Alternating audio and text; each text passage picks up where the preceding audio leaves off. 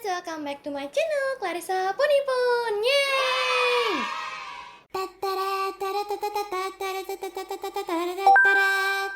Oke.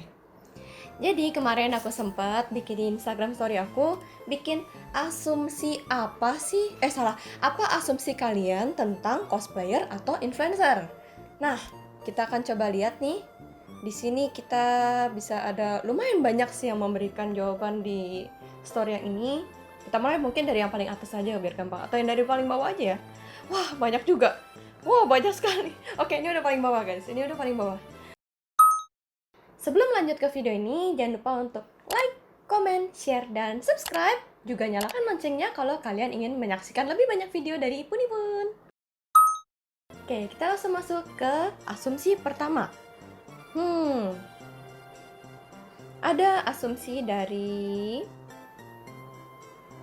mana nih? Tapi nggak semuanya asumsi sih guys. Jadi ada yang jawabnya tuh kayak lebih ke pertanyaan juga atau ke deskripsi gitu. Tapi aku bakal bahas beberapa ya. Jadi ada dari Vivaldi 17, katanya respect sama effort dari bikin kostum hingga make upnya sama dekorasinya, semangat terus. Terima kasih Vivaldi. Oke, tapi kalau dia bilang dari bikin kostum hingga makeup itu betul. Jadi memang ada cosplayer yang memang bikin kostumnya sendiri dari awal, benar-benar bikin pattern dan lain-lain. Ada juga yang beli, ada juga yang sewa. Tidak ada yang salah, semuanya sesuai dengan kebutuhan masing-masing. Kalau untuk lomba yang memang lomba kompetitif, pastinya harus bikin sendiri. Tapi kalau untuk sekedar have fun, cosplay, photoshoot, menurut aku sih nggak masalah untuk beli atau sewa gitu. Dan makeup juga itu lumayan ya. Jadi belajar banyak makeup dari cosplay gitu, karena karakter cosplay itu kan beda-beda ya. Jadi kayak ada yang matanya yang kayak sedih, ada yang matanya yang lebih tajam, ada yang bibirnya tipis, ada yang bibirnya tebal, ada yang bentuk wajahnya tirus, ada yang bulat. Nah itu kayak kita sebagai cosplayer harus bisa menyesuaikan ke karakter itu semirip mungkin, semampu kita.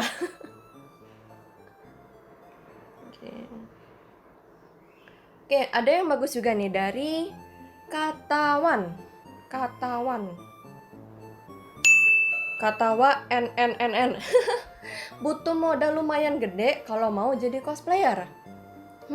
Bisa bener, bisa enggak. Soalnya kalau misalnya cosplay itu tergantung dari bahan juga. Kalau misalnya kita bikin sendiri, cenderung jatuhnya pasti lebih murah karena kita jadi hemat ongkos bikin lah ya. Kalau misalnya ke penjahit atau ke costume maker, mereka kan pasti ada biaya jahitnya. Itu kita kurang dari situ. Dan juga biaya bahannya pastinya kita beli bahannya harganya nggak dinaikin lah, nggak ada ongkosnya lagi. Jadi kalau misalnya dibilang lumayan gede modalnya, mungkin nggak juga kalau bikin sendiri. Kalau bikin di penjahit atau maker, mungkin hitungannya di atasnya pastinya karena ada ongkos tambahan itu. Jadi ya kurang lebih seperti itu sih. Oke. Kemudian ada dari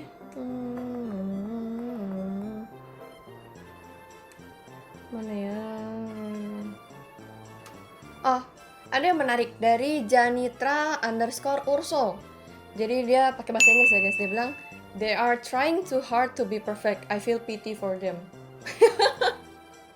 Oke, ini menarik sih karena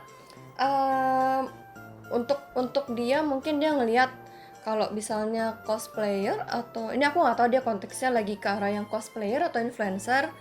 Tapi kalau misalnya dibilang cosplayer kayaknya dua-duanya kali ya, cosplayer and influencer trying to be perfect.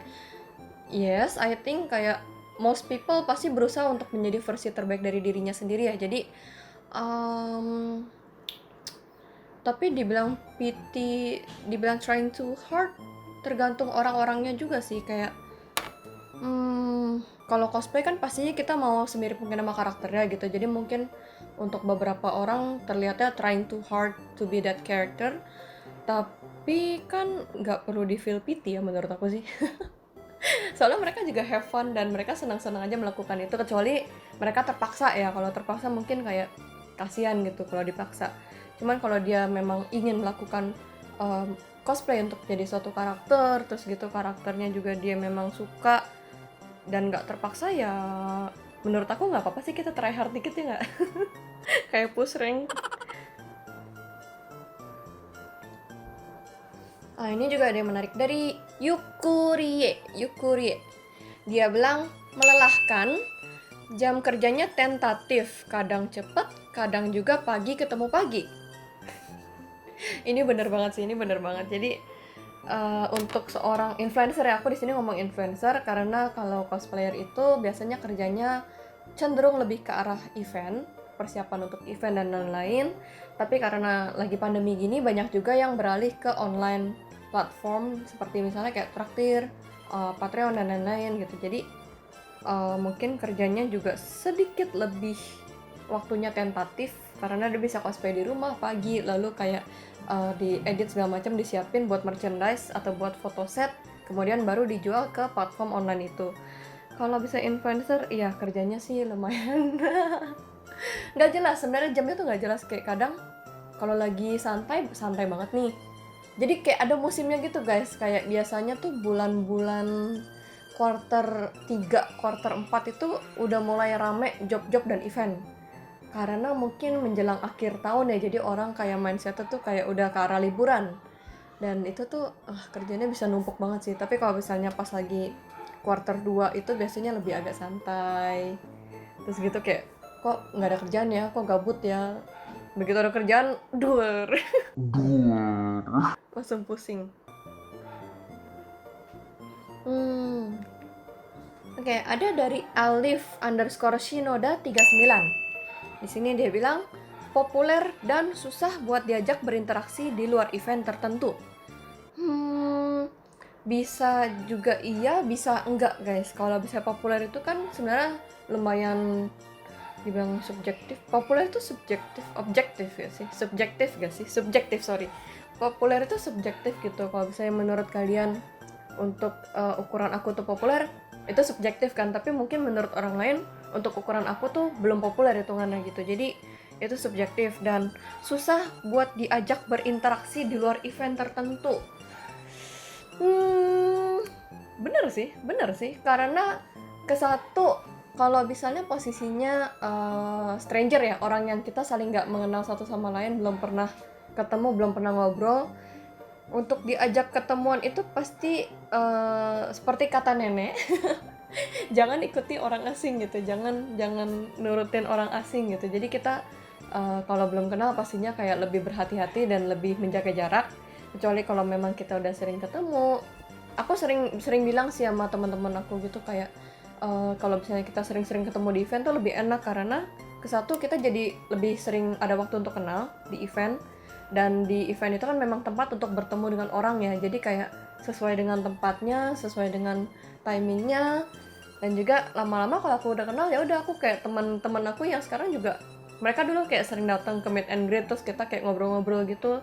Terus sekarang yang kayak mereka juga kayak hopeng gitu ya. Hopeng tuh apa ya, best friend kayak teman deket aja gitu. Kayak ya udah, oh pun mau makan nggak, oh yuk ayo, mau kesini nggak, oh yuk gitu. Jadi aku tipe orangnya kayak gitu sih, kayak aku nggak nganggap fans itu kayak fans plug gitu, tapi lebih ke arah temen sih, karena aku dari dulu nggak suka dianggap sebagai idol. Nggak tahu kenapa ya, nggak demen aja gitu. Aku lebih suka dianggap sebagai artis, bukan artis ya, tapi artis dalam arti seniman, lebih ke arah situ. Kemudian ada nih dari Mbois_, orang yang tingkat kepedeannya melebihi batas normal. Ketawa dong. Nggak, jadi kalau jujur ya, aku pertama kali sebelum cosplay itu sangat tidak pedean orangnya. Jadi kayak pemalu, nggak suka di foto, nggak suka kamera. Karena pas pertama kali cosplay itu pun aku nggak tahu kalau di event tuh bakal difotoin. Begitu tahu aku bakal difotoin tuh aku yang kayak, aduh kok malu ya difotoin gitu. Kukira kita cuma datang pakai kostum karakter yang kita suka, jadi karakter yang kita suka, lalu kita have fun gitu, kayak Matsuri lah, kayak nyobain makanan, nonton performance, terus lihat-lihat booth jualan apa, komik dan something dan anything, everything. Jadi kayak emo emo girl enggak lah. Jadi kalau dibilang tingkat kepedean yang melebihi batas normal, aku bisa bilang mungkin enggak juga. Kecuali memang beberapa orang atau beberapa influencer cosplayer yang aku lihat itu memang mereka punya rasa kepercayaan diri yang bagus gitu. Jadi aku cukup admire hal itu karena aku sendiri tuh butuh bangun lumayan lama untuk bisa kayak pede untuk perform di atas stage, pede untuk photoshoot, difotoin orang. Sampai sekarang aku sebenarnya masih agak kayak malu gitu sih untuk difotoin orang lain gitu, karena aku takut aku kelihatan aneh gitu di kamera orang lain gitu kan. Kadang kalau kita foto sendiri sama difotoin orang lain kan beda kan, jadi aku ngerasa kayak lebih ke situ. Makanya aku jarang photoshoot sama fotografer banyak, itu lebih kayak yang aku memang kenal dan sering, misalnya kayak Crimson Aperture, Johannes Permadi, Paperfly Visuals, Haskara Andika, dan lain-lain gitu. Jadi nggak banyak lah, hitung jari, kayaknya di bawah 10 fotografer yang aku mau untuk foto bareng. Bukan sombong, tapi lebih ke insecure. Lebih ke arah insecure aja, tapi kalau misalnya kenal mungkin lebih enak sih gitu. Oke. Terus ada dari siapa lagi nih? Oke, ini juga ada yang menarik dari Angga Wiryawan Junior JR, dan juga ini dua ya, karena dua ini menurut aku agak sedikit nyambung, dan Edo Zafrullah. Jadi kalau dari Angga itu dia bilang kayak gini, asumsi saya tentang cosplayer, mereka cuman model, cuman model bagian pakai baju atau kostum. Nah, kemudian dari Edo dia bilang gini, wadah mengekspresikan diri kalau menurut saya, karena menirukan suatu karakter. Nah, ini aku mau bahas kayak gini. Jadi sebenarnya emang banyak banget asumsi orang tuh cosplayer itu cuman orang yang pakai kostum, udah gitu doang, cuman model yang pakai kostum. Mungkin kesalahan pertama itu, satu, cosplayer itu bukan berarti model juga bukan berarti cosplayer. Jadi beda ya, terms itu tuh beda. Kalau misalnya dibilang cuman pakai baju atau kostum, banyak orang yang bisa cuman pakai baju atau kostum gitu, tapi apakah orang itu bisa menirukan atau menjiwai karakter itu dengan baik dan memang ingin menjiwai karakter itu, atau cuman sekedar ingin pakai bajunya doang, itu beda guys. Jadi kayak misalnya aku sering lihat sih dari zaman dulu sampai sekarang ya, orang suka pakai jaket Akatsuki di mana-mana atau jaket Naruto atau jaket Sasuke. Mungkin jaket Sasuke lebih sering karena desainnya lebih simpel dan lebih nggak norak ya. Jadi apakah itu cosplay? Bukan gitu, karena mereka hanya menggunakan pakaian dari anime itu yang terinspirasi dari karakter itu, tapi dia nggak necessarily cosplay jadi si Sasuke karena dia nggak dandan seperti Sasuke gitu. Kayak misalnya kalian pakai baju band kesukaan kalian gitu, dan kalian itu bukan band itu kan, tapi kalian memang seneng aja menggunakan merchandise yang terinspirasi dari karakter atau idola kalian. Jadi beda sih menurut aku, dan aku lebih setuju ke arah asumsinya Edo, karena cosplay itu memang wadah mengekspresikan diri, karena kita bisa mengekspresikan diri dengan kalau kayak teater gitu loh guys. Jadi kita kayak ilmu peran, seni peran. Nah di situ menurut aku sih itu kayak menarik banget, karena kita bisa explore lebih banyak tentang diri sendiri dari seni peran itu. Oke nih, ini ada yang dari segi ekonomi guys. Dari 7, IC Low 88. Semoga aku nyebutnya benar ya namanya. Semakin terkenal, semakin banyak pengeluaran, tanda tanya. Ada tanda tanyanya. Semakin terkenal, semakin banyak pengeluaran. Menurut aku lebih kayak semakin kita dapat banyak uang, semakin gede pengeluarannya. Entah kenapa tuh kayak paralel. Walaupun dulu misalnya kayak, ini aku buka-bukaan ya, aku dulu waktu pertama kali kerja kantoran gitu tuh gaji aku kayak cuman 3,5 atau 4 juta di Jakarta. UMR lah. Di atas UMR dikit. Tapi aku selalu bisa nabung sekitar 1-2 juta per bulan. Jadi aku tuh hemat makan itu, aku biasanya cuman sekali makan beratnya sekali cuman 6.000, nasi sama kuah sama telur. Terus habis itu sisanya tuh aku tabung, sama sisanya lagi tuh buat cosplay. Nah cosplay ini karena aku ada jadikan profesi, jadi aku jual merchandise dan juga datang sebagai guest ke event-event, itu lumayan ngebantu banget buat nabung gitu. Tapi pengeluarannya begitu income aku bertambah, pengeluaranku pun juga bertambah, guys. Apakah lifestyle-nya naik? Mungkin iya, sedikit, lifestyle-nya sedikit naik, karena aku jadi nggak makan nasi telur kuah lagi.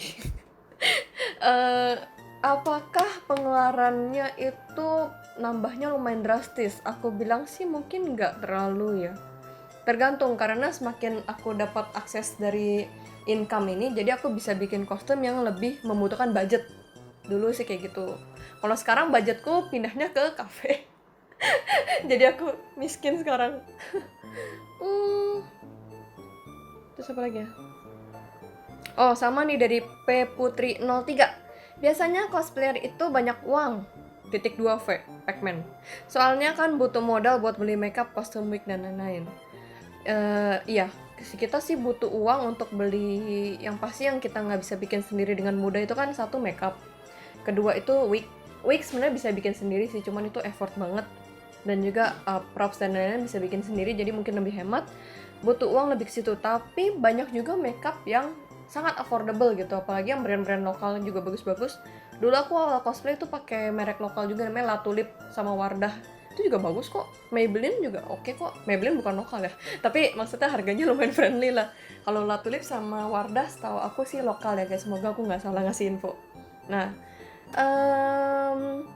aku ngerasa banyak banget cosplayer yang pinter dan kreatif dalam ngakalin soal budget di Indonesia gitu. Karena di Indonesia itu kita kan cosplay itu termasuk mungkin luxury kali ya, karena bukan sesuatu yang primer, bukan kebutuhan primer kita, bukan kebutuhan sekunder, tapi lebih ke tersier. Jadi banyak yang bisa ngakalin gimana caranya supaya cosplay tapi low budget. Dan ada juga kategori baru yaitu low cost cosplay. Nah itu juga menarik sih. Itu bisa dieksplor lebih lanjut. Nah seperti itu. Aduh ketutup lagi. Mungkin ini yang terakhir kali ya guys, karena ternyata videonya lebih panjang dari yang aku harapkan. Ada yang menarik. Dari Entang B8, dia bilang ini, nggak bisa tenang, pasti harus mikirin sudut pandang dari orang lain, orang yang sangat banyak katanya. Ini bisa juga mungkin aku masukin ke kategori dengerin kata-kata netizen gitu ya. Nggak bisa tenang mungkin kadang-kadang gitu. Jadi, tambah lagi dari Entang B itu, ada satu orang lagi yang kemarin aku lihat yang pembahasannya lumayan menarik banget, terutama buat kita di era sosial media begini kan banyak banget tuh yang tiba-tiba viral, yang tiba-tiba jadi influencer dan lain-lain. Nah ini mana ya, bentar ya aku cari dulu.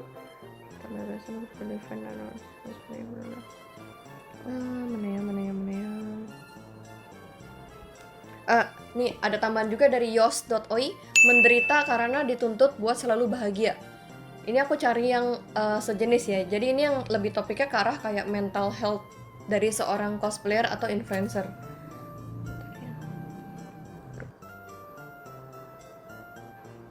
Oke, ketemu. Jadi ini ada nih dari Raditya Winata. Nggak semua pantas jadi influencer, terutama yang one hit wonder atau viral mendadak. Nah, jadi yang tadi aku sebutin ya pas di awal. Ntar nih aku bacain lagi komennya, lupa.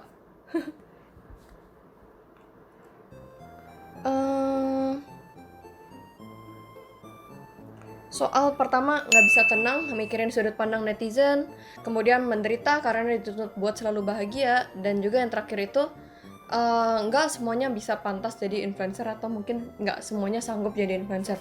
Menurut aku ini benar sih, kayak terutama di dunia sekarang ya salah, di generasi-generasi sekarang yang kita tuh bisa dengan mudahnya mengakses sosial media, Facebook, YouTube, Instagram, TikTok, dan lain-lain. Banyak pasti yang tiba-tiba viral gitu, yang kayak mereka mungkin mereka tidak mengharapkan itu, tapi tiba-tiba mereka mendapatkan menjadi viral gitu. Tapi ada juga yang mungkin mengincar menjadi viral tapi nggak viral-viral gitu. Jadi kalau misalnya soal yang orang-orang yang viral mendadak itu, ini aku my own opinion ya, dari pandangan aku. Mungkin mereka pertama happy, senang, tapi kembali lagi ketika mereka viral mendadak dan viralnya itu menjadi profesi mereka, jadi mereka jadi influencer gitu yang terkenal, mereka harus bisa maintain gimana caranya supaya dia tuh bisa tetap di situ gitu. Istilahnya apanya ya, kayak statistiknya tetap di situ gitu. Kalau memang dia viral, ya udah dia viral misalnya karena makeup tutorial, jadi dia harus terus bikin makeup tutorial yang berkualitas gitu. Susahnya kalau misalnya dia viral mendadak, dan kebetulan yang viral mendadak itu adalah konten dia yang dia tidak, bukan di bidangnya dia gitu, bukan di bidangnya dia. Misalnya dia nggak lagi iseng bikin makeup tutorial, tapi sebenarnya sehari-hari itu dia bikinnya video masak misalnya ya. Jadi kan beda tuh genrenya, yang satu makeup, yang satu masak. Nah, abis itu dia nggak lanjutin karena dia memang lebih ke masak. Dia cuman, gue tiba-tiba rame nih, tiba-tiba 1 juta followers gitu kan. Tapi followers saya itu sebenarnya pingin lihatnya tuh makeup tutorialnya, bukan masaknya. Nanti lama-lama itu bisa turun. Tapi kalau misalnya dia pinter mainin personality dan brandingnya dia bisa malah bikin nge-convert follower dia yang dari demen si makeup tutorial jadi demen konten masaknya dia juga. Jadi ini sebenarnya pinter-pinternya kita gimana caranya supaya kita bisa maintain audiens kita gitu. Kalau secara bisnis sih kayak gitu ya. Dan yang secara mental pasti berat banget sih, karena buat yang pertama kali langsung viral gitu, apalagi kalau misalnya viralnya mungkin dalam aspek yang kurang bagus gitu, jadi viralnya infamous, itu pasti dia stres lah gitu. Kayak dia tiba-tiba dapat perhatian yang mungkin dia nanti-nantikan, tapi perhatian itu merupakan suatu energi negatif buat dia karena dicemooh, dikata-katain, diapa-apain gitu. Jadi ya lumayan berat sih, kecuali mungkin kalau yang misalnya dia naiknya pelan-pelan dan kayak konstan, mungkin dia lebih kebiasa untuk ngehadepin netizen yang jahat gitu. Oke, terakhir deh guys, ini last one. Ini aku taruh last karena ini lumayan sensitif dan sebenarnya menarik banget. Aku sering bahas sama teman-teman cosplayer aku yang udah senior.